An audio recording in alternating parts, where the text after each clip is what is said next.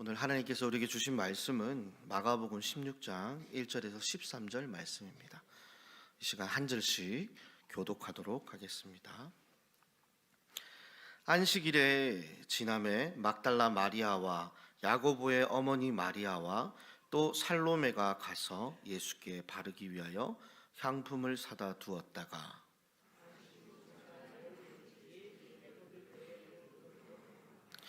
서로 말하되 누가 우리를 위하여 무덤 문에서 돌을 굴려 주리요 하더니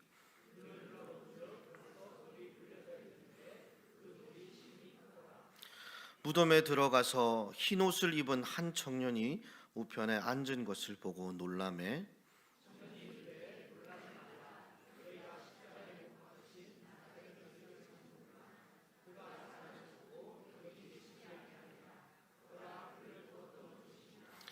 가서 그의 제자들과 베드로에게 이르기를 예수께서 너희보다 먼저 갈릴리로 가시나니 전에 너희에게 말씀하신 대로 너희가 거기서 배우리라 하라 하는지라.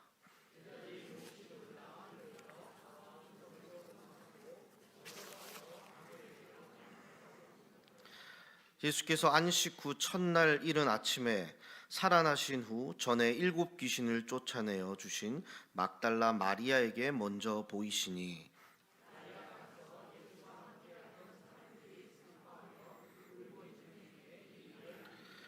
그들은 예수께서 살아나셨다는 것과 마리아에게 보이셨다는 것을 듣고도 믿지 아니하니라.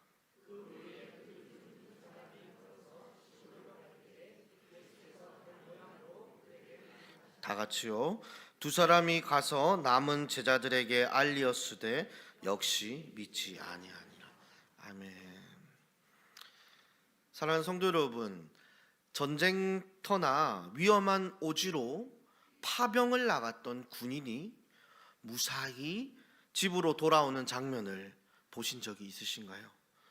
가족들은 이 군인을 처음 보면 믿기지 않아 눈만 크게 뜬 채 멈춰 섭니다. 그러다가 이내 어떻게 합니까?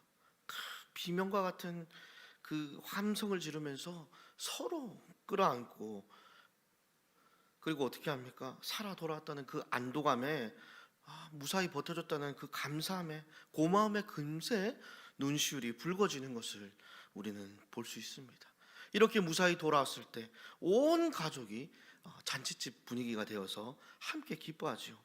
여러분, 이 모습들을 보면요, 이 사람뿐만이 아닙니다.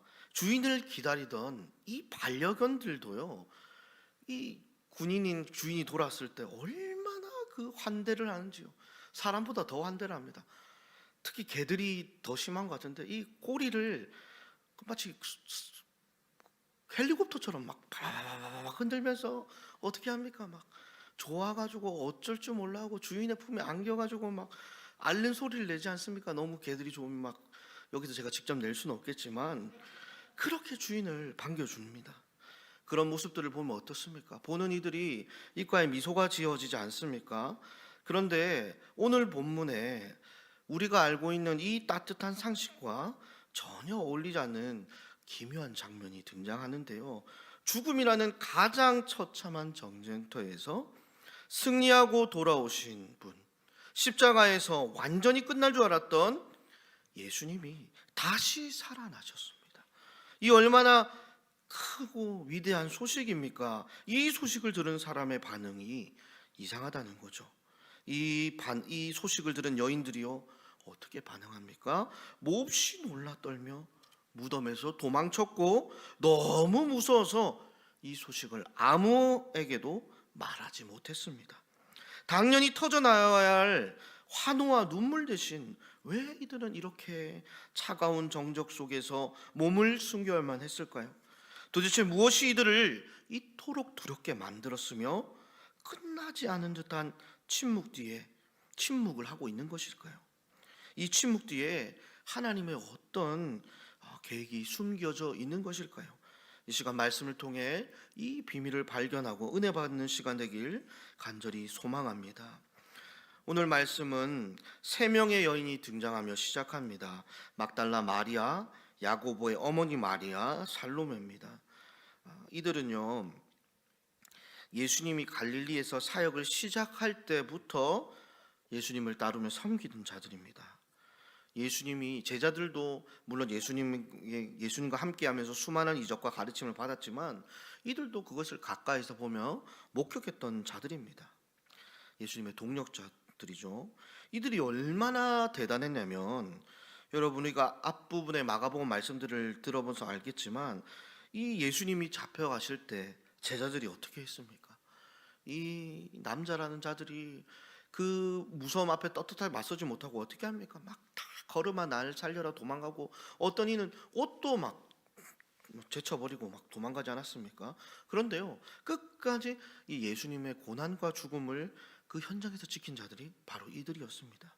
예수님의 운명과 장사의 과정을 곁에서 다 지켜본 그들은 이 예수님의 이 죽음을 본 이들은 아마 마음이 좋지 않았을 것입니다. 누구보다 가까이서 주님을 섬겼기에 그 예수님의 죽음을 바라보는 상실감과 아픔은 더욱 깊을 수밖에 없었을 것입니다. 주님을 향한 그들의 애틋한 마음은 어떤 제자보다 간절했습니다. 그런 그들은 이제 예수님의 죽음을 마무리 지으려고 하고 있습니다. 예수님께 대한 존경의 표시로 그분의 시신에 향료를 바르려고 합니다. 시체가 썩기 시작하면 어떻게 됩니까? 악취가 나잖아요. 이것을 감싸기 위해 당시에 향료를 발라야 했습니다. 그들은 안식일이 끝난 토요일 저녁에 급히 자신들이 모아둔 재산을 탈탈 털어서 향료를 구매했습니다.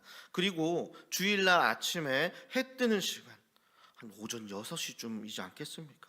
이때 예수님의 무덤을 향해 두벅두벅 걸어간 것입니다. 그들의 온 정신은 예수님의 죽음만을 생각하고 있습니다. 제자들과 달리 마지막까지 그 비참한 현장을 목격했기 때문이지 않을까요? 이 비극을 어떤 식으로든 마무리 짓기를 원합니다. 그들의 걱정이 대화 가운데 나타납니다. 한 여인이 이렇게 말하지 않았겠습니까? 그런데 무덤 앞에 큰 돌이 막고 있을 텐데 누가 이 돌을 굴려주지? 왜냐하면 여인들은 힘이 없지 않습니까? 도와줄 남자도 없습니다. 다른 복음서에 보면요, 제자들이 다 도망가고 무서워서 문을 걸어 잠가 숨어버렸기 때문에 남자들 찾기도 힘듭니다. 그들이 무덤에 도착했을 때 그들은 믿을 수 없는 광경을 목격합니다. 어떤 광경입니까? 그들이 걱정했던 무덤 앞을 막고 있어야 될 큰 돌이 이미 굴러져 있는 것입니다.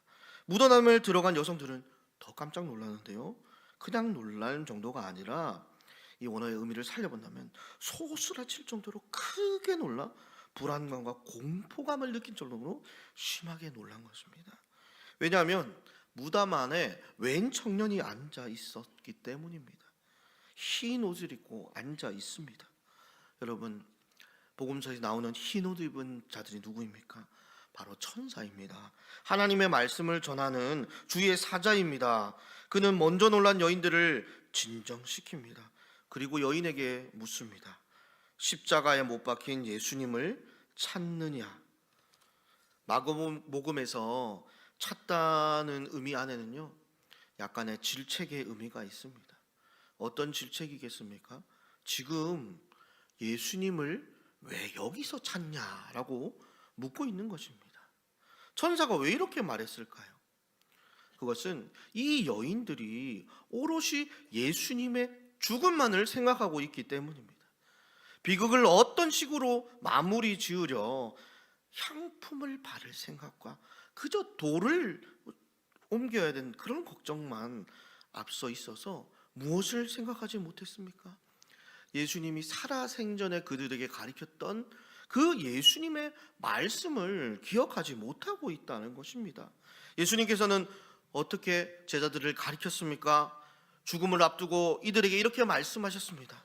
예수께서 이르시되 나는 부활이요 생명이니 나를 믿는 자는 죽어도 살겠고 무릇 살아서 나를 믿는 자는 영원히 죽지 아니하리니 이것을 내가 믿느냐? 라고 예수님께서 가르쳐 주셨어요. 이 여인들은 예수님의 부활과 생명을 잊어버린 것입니다. 이어서 천사는 빈 무덤을 가리킵니다. 그를 안장했던 곳을 보십시오. 그는 여기에 계시지 않습니다. 그리고 이렇게 말합니다. 그는 살아나셨습니다. 천사는 예수님의 부활은 단순한 영적 부활이 아니라 육체가 다시 살아나서 그 누우셨던 자리에서 일어나서 육체가 옮겨져 갔다고 부활의 놀라운 사실을 여인들에게 지금 증언합니다. 여인들은 예수님의 살아나셨다는 놀라운 소식을 들었는데 여러분 어떻게 반응해야겠습니까? 여러분 어떻게 반응해야겠어요? 예수님이 부활하셨어요. 그렇게 멀뚱멀뚱 있으면 안 되죠. 어떻게 하겠습니까? 진짜요? 정말이에요? 이렇게 막 좀 떨어야 되지 않겠습니까? 예수님이 살아나셨어요? 이렇게 놀라야 되지 않겠습니까?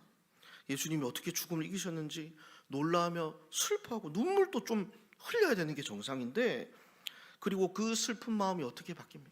너무 그 슬픈 마음 기쁨으로 바뀌어야 되는데 여인들의 반응을 보십시오. 8절 말씀을 보십시오. 그들이 어떻게 반응하고 있습니까? 그들이요 뛰쳐나갑니다. 무덤에서 지금 도망가고 있습니다. 그리고 벌벌 떨며 넋이 나가서 천사가 예수님을 부활을 증언하였는데, 그리고 그 사실을 제자들에게 전하라고 했는데 어떻게 합니까? 그것을 할 수 있을 것 같은 모습이 보이지 않습니다. 그저 이들은 아무 말도 못하고 침묵하고 있습니다.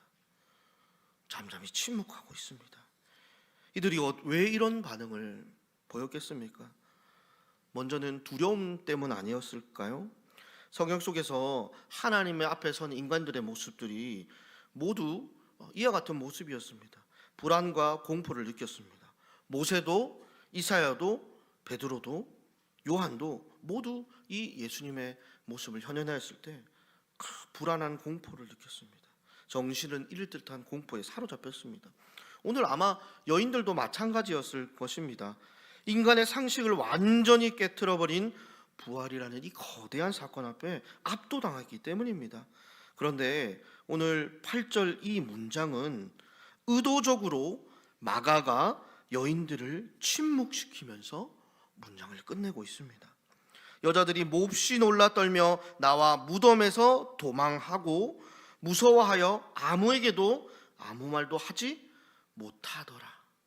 지금까지 여인들을 마가는 증인으로서의 내세우고 이 역할을 계속 강조해 왔는데, 마가는 여인들을 증언을 시키는 것이 아니라 침묵으로써 이 마가복음을 마무리하려고 하고 있다는 것입니다. 이것이 한글 성경에는 잘 드러나지 않지만 이것의 원어를 살펴보면 의도적으로 왜냐하면이라는 이 접속사를 사용해서 이 문장을 미완성으로 남겨두었습니다. 이것을 오늘날 우리가 알아듣기 쉽게 표현한다면 마가는 이 마가복음을 열린 결말으로 마무리시키고 있는 것입니다. 갑작스럽게 이야기가 이쯤 끝나면 안 되는데 하는 그 지점에서 갑자기 종결하면서 무엇을 우리에게 말하고 싶은 것일까요? 위의 이야기를 오늘 말씀을 읽는 이 독자의 삶으로 가져가게 하기 위해서 갑작스럽게 종결시킨 것입니다. 이 여인들의 두려움과 침묵을 통해 독자들 스스로 자신들을 돌아보게 하는 겁니다. 이 여인들이 증인의 삶을 살지 못하고 증언하지 못하고 침묵하고 있는데 이 말씀을 보고 있는 우리들은 어떠한지 우리 자신을 바라보게 한다는 거죠. 여인들은 너무 놀라 잠시 입을 닫았지만 이제 그 빈 무덤의 소식을 들은 우리는 어떻게 하겠냐고 지금 오늘 말씀은 우리에게 묻고 있는 것입니다. 우리에게 마이크를 넘겨준 것입니다. 복음의 이야기는 여기서 끝나는 것이 아니라 이 말씀을 듣고 21세기를 살아가고 있는 성도의 삶 가운데 우리의 삶 속에서 이어져 가야 합니다. 갑작스러운 결말로 우리에게 다시 묻습니다. 너도 침묵할 거니? 너는 부활의 소식을 어떻게 전할 것이니? 증인의 삶을 살아가는데 이 여인과 같이 두려움에서 신속히 벗어나 부활의 소식을 전하는 증인의 임무로 충실히 수행하라고 지금 오늘 말씀을 듣고 있는 우리에게 도전하고 있는 말씀입니다. 사랑하는 성도 여러분, 우리들은 두려움에 도망쳐 침묵하는 여인과 같이 우리의 삶 속에서 복음의 이야기를 끝내서는 안 됩니다. 부활의 사실에 무관심하고 서서 지켜만 보는 것이 아니라 담대하게 증언하는 삶을 살아가야 합니다.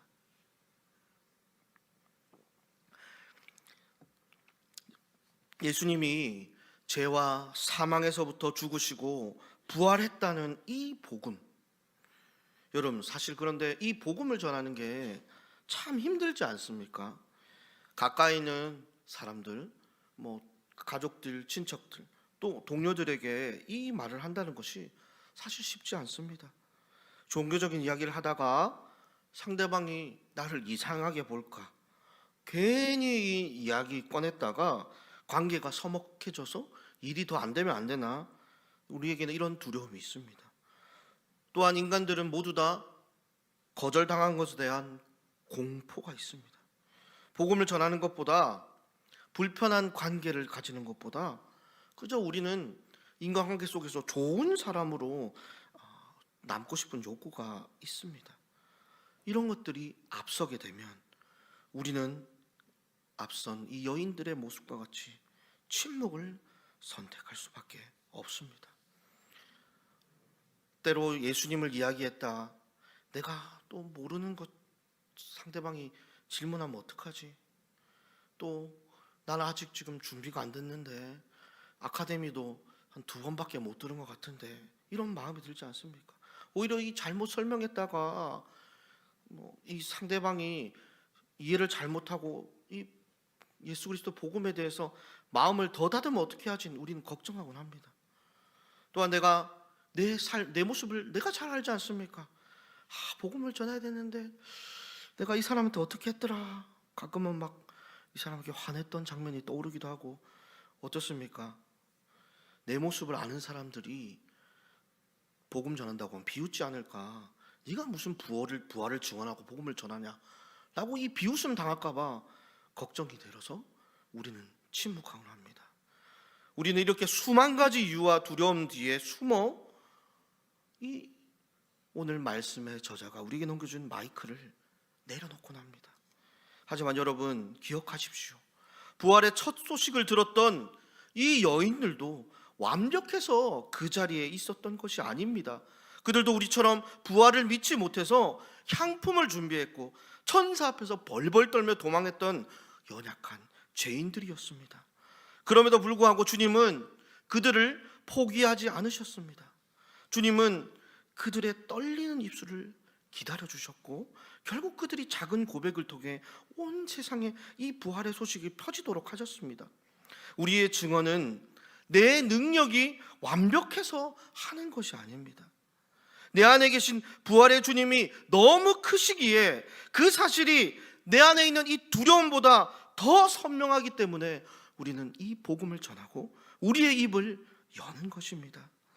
사랑하는 성도 여러분, 마가복음 16장 8절에 이 어색한 침묵을 이제 우리의 삶으로 깨트립시다.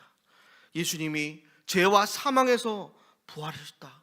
이 복된 복음을 전하는 모든 성도님이 되시길 간절히 소망합니다. 이 복음은요, 내가 완벽해졌을 때 전하는 것이 아닙니다. 나의 연약함 속에, 나의 연약함에도 불구하고 역사하시는 그 주님을 보여주는 것이 진짜 증인의 삶임을 믿으시길 바랍니다. 여러분, 거절당할까 봐 걱정되는 그 두려운 마음보다 저 영혼이 주님을 몰라 죽어가는 안타까움이 우리 가슴을 더 크게 타오르게 만들길 간절히 소망합니다. 그래하여 여러분의 가정에서, 직장에서, 그리고 이웃들에게 그저 좋은 사람으로 남는 것이 아니라 생명을 전하는 부활의 증인이 되시길 간절히 소망합니다.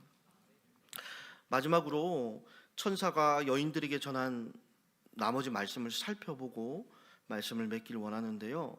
7절 말씀을 보면 예수님께서 갈릴리에 가서 그들을 만날 것이라고 말합니다. 제자들을 다시 만날 것이라고 주님의 말씀을 전합니다. 특별히 누구의 이름을 언급하고 있습니까? 베드로입니다. 베드로에게도 이 복된 소식을 꼭 전하라고 천사가 증언하고 있습니다. 사랑하는 성도 여러분, 갈릴리가 어떤 곳입니까? 예수님이 제자들을 처음 부르신 곳이 갈릴리입니다. 예수님의 공동체로 부르셔서 함께 하시고 시작하셨던 곳입니다. 예수님은 이곳에 다시 제자들을 모으시고 이들을 회복시킬 것을 약속하십니다. 현재 제자들과 예수님의 관계가 어떠하겠습니까? 아마도 다 깨어지지 않겠습니까? 신뢰관계가 다 박살나지 않겠습니까? 여러분, 3년간을 형제, 자매, 부모보다 더 가깝게 지냈는데, 예수님이 그들을 먹이시고 입히셨는데, 그런 그들이 어떻게 합니까? 하루아침에 예수님을 버리고 도망갑니다. 베드로는 예수님을 어떻게 합니까? 저주하면서 부인했고요. 더 나아가서 이 가룟 유다는요, 가관입니다. 배반해서 어떻게 합니까? 예수님을 팔아넘기기까지 했지요. 이렇게 예수님은 정말 뒤통수가 얼얼해질 정도로 많은 배반을 당하고 제자들을 통해 마음의 상처를 받았습니다. 그런데 그럼에도 불구하고 예수님은 어떻게 해요? 이들을 다시 만나겠다고 이 사실을 제자들에게 전하라고 하십니다. 이것이 무슨 의미겠습니까? 예수님이 이렇게 많은 배신과 상처를 입었음에도 그들에게 먼저 화해의 손길을 내비친 것입니다. 그들을 용서하겠다고 약속하신 것입니다. 사랑하는 성도 여러분, 예수님은 우리의 수많은 실패와 무수히 많은 우리의 잘못과 배반에도 불구하고 우리를 용서하시고 사랑하시는 분이십니다. 여러분, 이후의 부활 이후의 사건들을 한번 계속해서 눈으로 한번 따라가면서 보십시오. 예수님이 부활을 선포하셨습니다. 부활이 무슨 의미입니까? 죄와 사망에서 승리하셨다는 승리를 선포하셨는데, 그렇게 되면 하나님의 사역들이 모두 성공하고 모두 잘 될 것 같지만, 그런데 오늘 마가복음에 보면 계속해서 실패가 반복되고 있습니다. 예수님이 처음 그의 모습을 비친 사람이 누구입니까? 막달라 마리아입니다. 9절에 보면 막달라 마리아에게 자신의 모습을 보이시고 이 소식을 전하라고 했습니다. 그래서 이 막달라 마리아는 이 사명을 가지고 예수님의 제자들에게, 예수님과 함께 지낸 사람들에게 이 복된 소식을 전했습니다. 이제 예수님이 부활했으니 이 제자가 복음을 전할 때, 마리아가 복음을 전할 때 어떤 일이 일어나겠습니까? 많은 사람들이 그 말씀을 듣고 돌아와야 되지 않겠습니까? 그런데 어떻게 기록되고 있습니까? 예수님이 살아났다, 내가 예수님을 봤다 라고 말을 하는데 어떻게 합니까? 이 말을 듣고도 믿지 않습니다. 12절을 보십시오. 엠마오로 가던 두 제자들에게 예수님께서 자신을 나타내셨고 이 제자들도 동일하게 이 복된 소식을 전했습니다. 그런데 제자들의 반응이 어떻습니까? 그 말을 믿지 않습니다.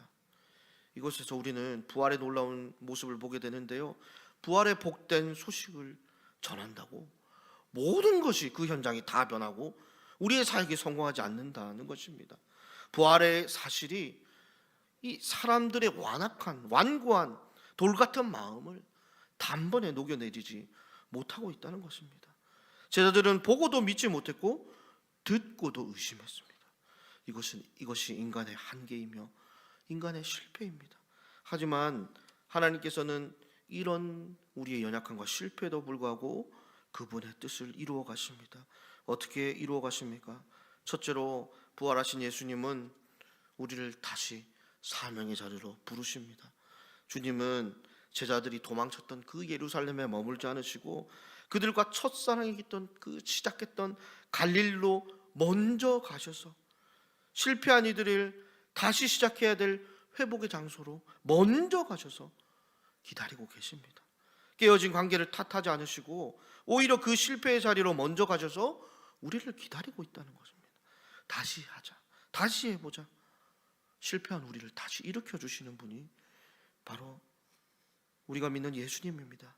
예수님은 또 어떻게 그분의 뜻을 이루십니까? 철저하게 하나님의 방식대로 일을 행하시는데 세상의 반응식이라면 일을 할 때 어떤 사람을 먼저 찾겠습니까? 일 잘하는 사람, 엘리트, 똑똑한 사람, 완벽한 사람, 실수 안 하는 사람. 그런데요, 예수님은 어떤 자들을 부르십니까? 오늘 말씀에 귀신 7이나 들렸던 사람, 사람들이 쳐다보지도 않는 그런 비천한 사람 아닙니까? 의심 많은 제자들을 선택하신 것입니다.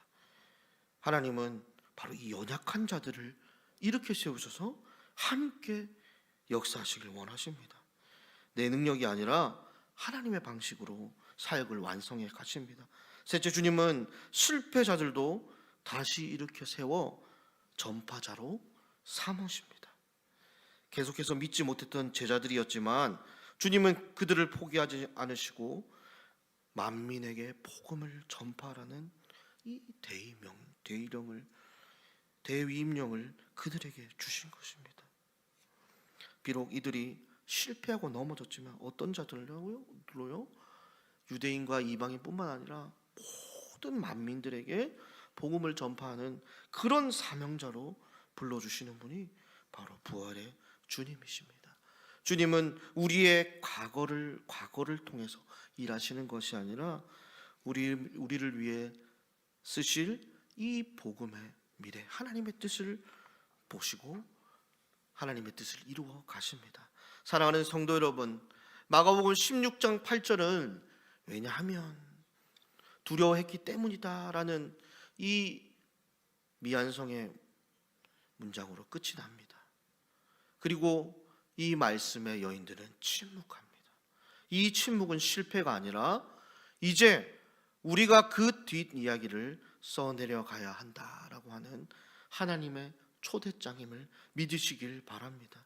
사랑하는 성도 여러분, 여러분의 일상 그 고단한 그 길을 걸어갈 때 하나님께서, 우리 주님께서 제자들에게 앞서 먼저 가서 기다리고 그들을 다시 회복시켜 주신 것처럼 우리의 고단한 인생길에도 우리의 실패와 우리의 잘못에도 불구하고 우리 주님께서는요, 먼저 우리보다 앞서 가셔서 우리를 기다리고 우리를 회복해 주시는 분임을 믿으시기를 바랍니다.